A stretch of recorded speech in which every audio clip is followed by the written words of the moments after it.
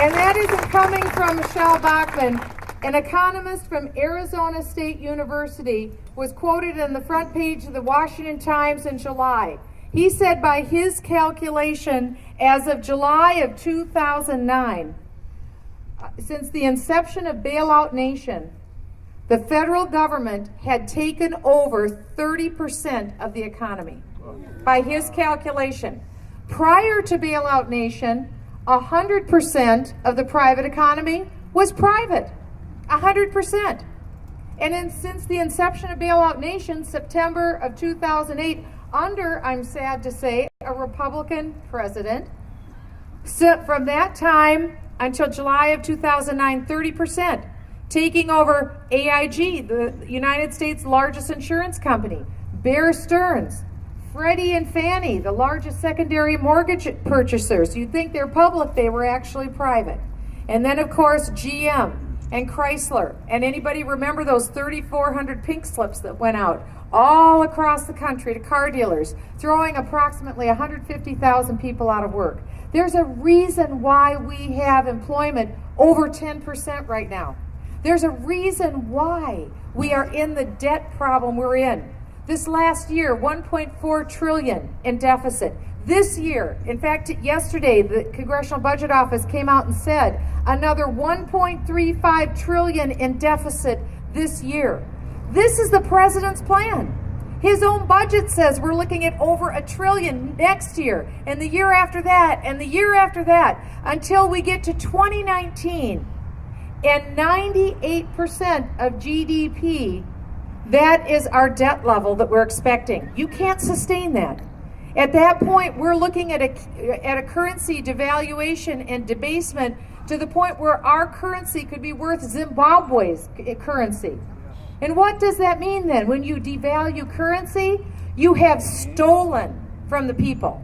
That is literally government stealing from the people, stealing our sustenance. That was the Revolutionary War in this country, was the fact that our people saw their sustenance literally pulled out from under them. But what else are we seeing at the same time? At the same time, we're seeing American flags. We're seeing Don't Tread on Me flags. We're seeing here at Knott's Berry Farm a beautiful coalition coming together of freedom-loving patriots saying, not with my country you don't. This is my country. This is my Constitution. We're going to hold on to it, and I thank you for it. Now, I come from a really tough neighborhood.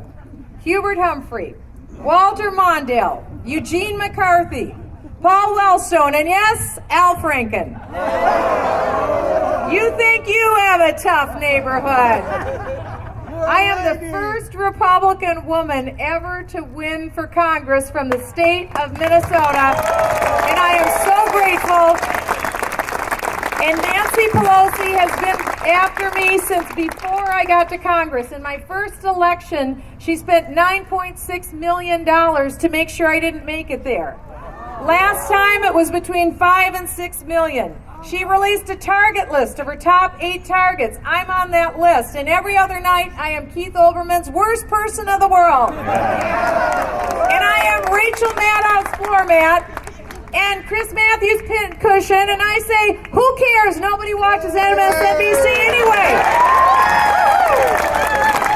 The night that Scott Brown won election, my son told me that the ratings for NBC TV, a free station, was 1.3 million. You know what Sean Hannity's numbers were? 6.8 million. We're winning.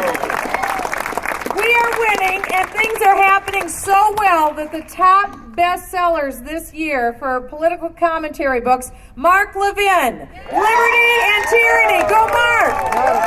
Glenn Beck, Common Sense. Pre-sales of Sarah Palin's Going Rogue, 1 million copies. Oh, but that made somebody not too happy from California.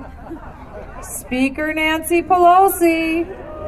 She had a book that she wrote too called Know Your Power. Poor Nancy. She sold 2,700 copies.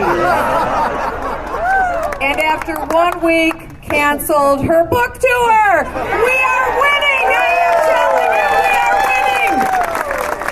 We are winning so much that let me tell you this. In Florida, instead of Senator Mel Martinez, we're going to see Senator Marco Rubio. In Pennsylvania, my very good friend Arlen Specter will be replaced, I believe, by Senator Pat Toomey. In California, it will be bye-bye Barbara. Hello Tom or hello Carly. In North Dakota, it will be bye-bye Byron Dorgan. Hello anybody. Arkansas, it's farewell Blanche Lincoln. How's that health care vote working for you now? And hello anybody else. And of course, the stunning irony of all ironies, the father of the takeover of nationalized health care, Ted Kennedy, replaced by none other than that GM truck driving Scott Brown. We are in good times. We're in good times. And you've all heard about Khalid Sheikh Mohammed, who the president believes deserves a trial and the privilege, immunities, and rights of an American citizen in New York City.